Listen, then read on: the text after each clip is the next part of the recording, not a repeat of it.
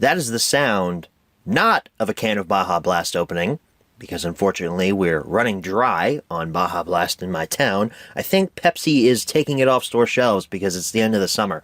So I will be supplementing with this home media review with Voltage instead, which, to be honest, it's not better than Baja Blast, but it's a close second. It's one of Mountain Dew's best flavors. What a great way to start off this HMR on a British film with an American soda. Like, you'd think I'd drink some kind of like her tea or something British proper. No, screw that, man. I'm an American Yank. But hello everyone, welcome back to another episode on Home Media Reviews. This episode is on The King's Speech, which, correct me if I'm wrong, I think this is the first British film we're covering here on Home Media Reviews. Pretty much all other films in this series have been American films, produced in America, written by Americans, all that kind of stuff. This might be the first British film that we've ever talked about here on the show, and I think that's pretty cool. Let's not waste any more time. Let's go ahead and jump right into the history section of The King's Speech.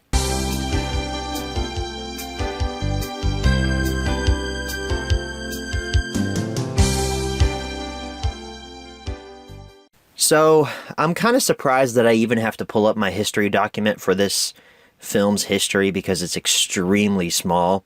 This movie had a limited release on November 26th, 2010 in select theaters across America, and then it hit wider theaters on Christmas Day 2010. I was 11 when this movie came out, so I probably could have seen it in theaters, but I didn't get a chance to. I wasn't going to movies a lot as an 11-year-old, and when I did, it was stuff like Ice Age or stupid kids movies. As you heard about last week, I heard about this movie from my mom, who suggested to me one day when I was having a pretty bad stuttering day.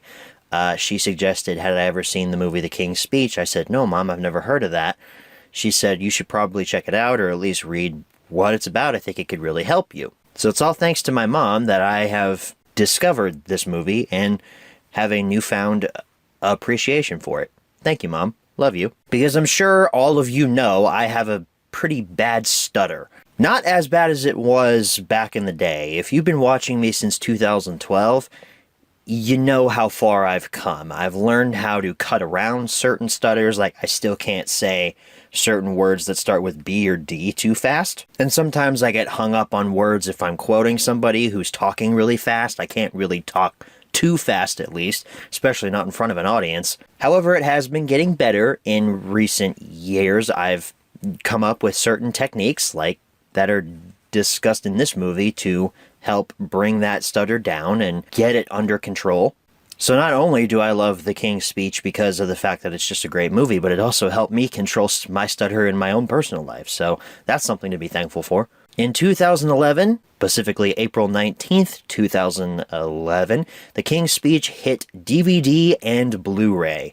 To my knowledge, the Blu-ray was just a Blu-ray only. It was not a combo pack, and the DVD, well, it was obviously just the DVD. I told you this history section was short because that's it. The King's Speech only got one release on physical media here in America. I don't know about this film's home country of Britain, if it got more releases over there, if it was more critically acclaimed over there than it was here. It was pretty praised, though. I don't know if this film won any Oscars, but I know it was nominated for several. And from the critics' reviews that I had been reading these last few weeks, gearing up for this HMR, critics seem to really enjoy it. Aside from the one glaring error that it kind of sanitizes history and is not 100% historically accurate, it does take some liberties here and there, particularly with the relationship between Lionel Logue and King George. I think those two were a bit more standoffish than how they were portrayed in this film. But it's a movie. Stuff has got to be changed for an adaptation to work, so I'm glad that the changes were made here because it makes for a fantastic film. So, with the extremely short history section out of the way, let's move right along to the close-up.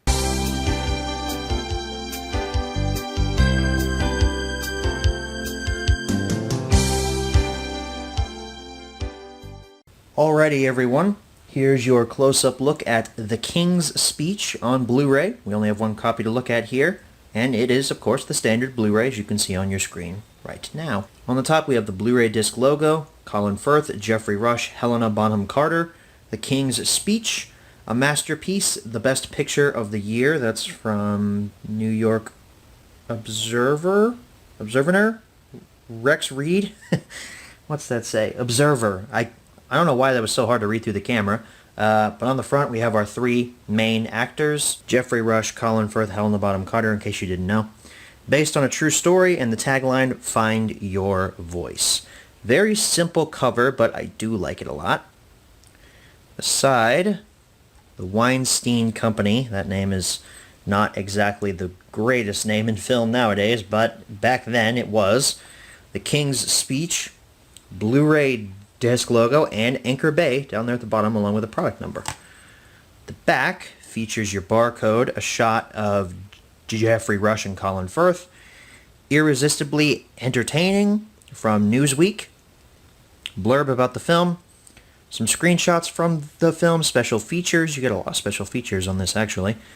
Tech specs, cast and crew, information, rating, all that good stuff. And on the inside, your disc is just a squished up version of the outside poster art. But it's not that cheap plastic that we see on Blu-rays nowadays. It's actually a little bit thicker than that. So that's your close-up. Let's move right along to the menu tour. Alrighty folks, here we are for a menu tour of The King's Speech. We only have one menu to look at here since we only have the standard Blu-ray copy of the movie, so let's go ahead and get right into it. We have Play Movie, Captions and Subtitles, Scene Selection, and Special Features. Captions and Subtitles, what do we have? None. English for the hearing impaired. Spanish. Well, I guess that's it. We have no other audio options, I guess, just captions and subtitles, so we only have Spanish and English, so that's very interesting.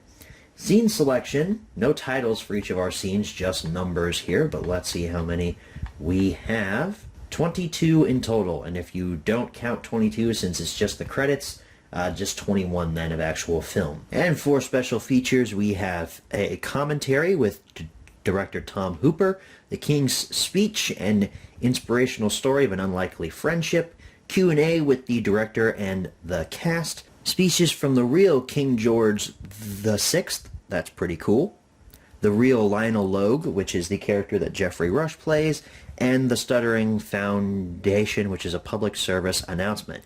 And that is it for special features, and that's pretty much it for this menu tour. I feel like this was really short. It shouldn't have been that short. I feel like this HMR is going to be very short, unless I talk forever about how much this movie is so goddamn awesome. I do like, though, how this menu is laid out. It's got a more interesting design than some more recent Blu-ray menus. I like how it looks like Lionel's office with the concrete on the top and the bottom, and how the clips from the movie are playing in the middle of these two pillars. It almost looks like an old-timey theater. And my controller batteries are low, so that's nice. With that all being said, guys, that wraps up this menu tour. Let's go ahead and head on back and answer the 5 main questions, as always. Alright, so we're back from the close-up. Now it's time to answer the 5 main questions, as always. Number 1, where can you pick this product up? I have not seen this movie in a lot of secondhand stores. I never saw it on store shelves when it first came out, and even if I did, I don't remember it very well. I think I did an unboxing on this movie years ago when I bought it off eBay from a very obscure eBay store, so I think that's going to be your best bet to find this movie cheap. People usually don't charge much for it. I'll talk about that later in the how much did you pay for it segment, but the Blu-ray and DVD of this isn't worth very much. Number 2, is this product still being printed nowadays? Unfortunately, we don't have our 4K remastered version of The King's Speech that I desperately need in my life, so no, it's not being printed nowadays. Number 3, should you pick this product up?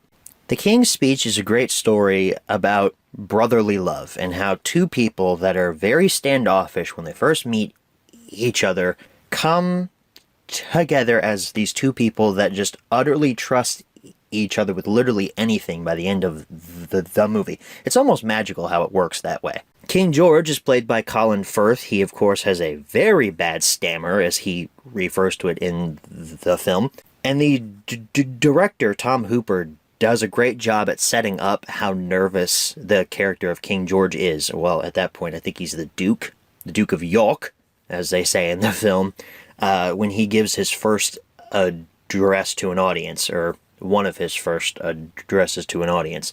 You can tell from the way the camera is moving as he's walking up towards the podium, and the very tight angles that Tom Hooper has on Firth as he's talking. And as Firth is talking, he does a great job at mimicking a stammer. It's pretty awkward to watch on the first go-around. I mean, I thought of myself when I was 11 or 12, whenever this movie first came out, and how awkward I was when I tried to speak to anybody faster than the tone of which I'm speaking right now. I mean, it was a huge struggle for me when I was a kid, just like Colin Firth as an adult. Then, as the movie progresses, it introduces the best performance in this movie. That would be Mr. Jeffrey Rush as Lionel Logue. I love Jeffrey Rush in this movie. It's funny, I've only seen him in Pirates and this movie. And both of them I love him in, because Jeffrey Rush is a fantastic actor. I need to look up more of his work, because I feel like I love this guy in literally anything that he does. He's such a warm and comforting presence, and you feel bad for him when Colin Firth basically spits in his face throughout their first few meetings. But, you know, by the end of the movie, they're going to grow to have a begrudging respect for one another. Well, begrudging in Colin Firth's sense. And it's a very natural progression throughout the movie that those two become closer friends throughout it. It's not rushed. The movie's pacing is almost perfect because it really shows this relationship develop naturally. I will say, though, a lot of it is done through montage. I would have liked to have seen more of the coaching that Lionel gives to Colin Firth in several specific scenes throughout this movie. I would have liked to have seen more coaching, but I'm fine with the montage format. It works for this film, and it keeps the film's pace moving at a brisk speed. Helena Bonham Carter doesn't have much to do in this movie as the wife of Colin Firth, but she works in her role. I haven't seen her in a bad performance ever, really, so I like her in this movie just as much as anybody else. Not as much as Jeffrey Rush, though. Jeffrey Rush is just my favorite actor in this movie. There's just something so warm and comforting about Lionel Logue. I want him to be my speech therapist. Or I guess I would want Jeffrey Rush performing as Lionel Logue as my speech therapist, because I don't know who the real Lionel Logue was or what he was like, so maybe just Jeffrey Rush's portrayal. I'd like that. And as I said earlier, some of the techniques that Lionel gives to King George to be able to talk more normally, some of that stuff actually does work, like the whole smacking your jaw to get your jawbone, I think he says, like, warmed up or something, like the like sometimes that actually does work, or like moving your throat around or doing the kind of thing to get your throat warmed up to be able to speak. It does work. I've done it myself before. The best scene by far in this movie is the scene that I think is the most famous. It's when Lionel is talking to King George and he says, "So you don't stammer when you swear? So can you say any swear words?" And then Firth just walks along the room screaming.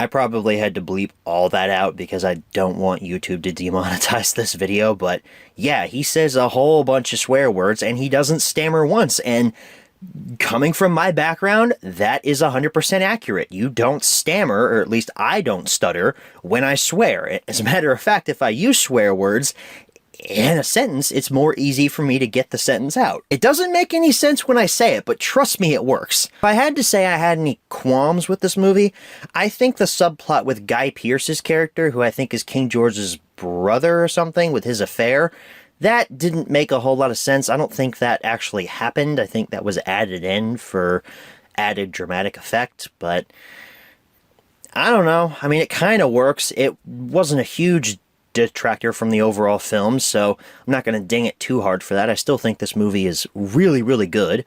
But that's the one thing I'd be like, you could probably cut that out. I would rather just watch a movie of Jeffrey Rush and Colin Firth just in a room with each other for 90 minutes, just talking and being able to fix Colin Firth's stammer. That's all I would want to see from this movie. And you get a fair amount of that during it. And the progression of this film just builds to a perfect emotional climax when Colin Firth is giving that speech on the radio, because I think World War I or II was about to happen. I think it's World War II, because Winston Churchill is also in this movie. He gives that speech, and Lionel is with him, coaching him from behind the mic, and Colin Firth stammers just a little bit, but not as much as he would. It's perfect when you actually look at the film as a whole and you go through that journey of watching it and growing with these characters, and you get so attached to them, and you just feel so good at the end when Colin Firth is so much better with his stutter than he was earlier on. I mean, it was, the journey this movie takes you on, I can't even describe it. It's so good. And you wouldn't think a movie about somebody getting their stutter fixed is actually that good, but with the performances and the way that Tom Hooper moves his camera and the beautiful cinematography in this movie, I can't get enough of how this movie is shot. It has beautiful shots throughout. It's a little bit gray, though, on the color palette. I would have upped the colors a bit in post-production, but that's because England is at a time of tension right now, so I can understand where the gray color palette comes from, but for me, I would boost it up a little bit in post. But the shots in this movie, aside from the color, are absolutely beautiful.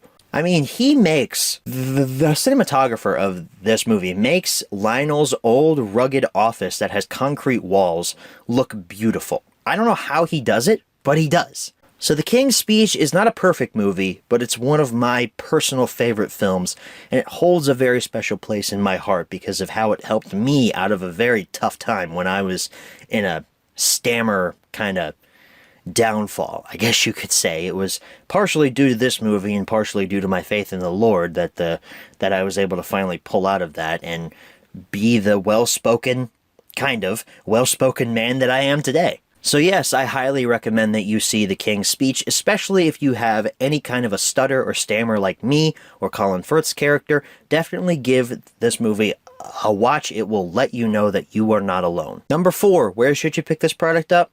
eBay, most definitely. It's where I got mine. And number 5, what price should you pay? I'd say the DVD is worth about $5. The Blu-ray, probably around $10. That's probably as cheap as you're going to find it for on eBay. And hey, if you're a Thomas fan, the Blu-ray was actually released by Anchor Bay, which also put out Django Unchained. Little fun fact there for you. So guys, that is my review on The King's Speech, a very important film for me personally, and it's one that I think that everybody who shares my stutter should definitely take the time to go out and to watch eventually. Next week, we're shifting gears once again from Colin Firth to Hugh Jackman and big robots in a Rocky-style film.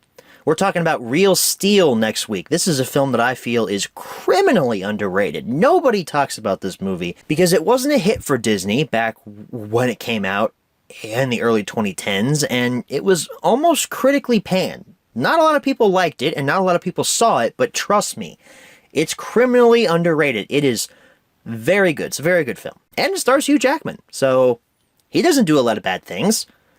Unless you count The Greatest Showman, which I don't get the hype for it. I don't. It was fine. The music was alright. I didn't care about it all that much, alright? Can somebody explain to me what all the hype is with The Greatest Showman, aside from the soundtrack? Everybody loves the soundtrack, but what about the actual movie? Do people actually like the movie? I didn't. Next week, Real Steel. I will see you all then. Thank you all so very much for watching. I love you all dearly. Good night, everybody.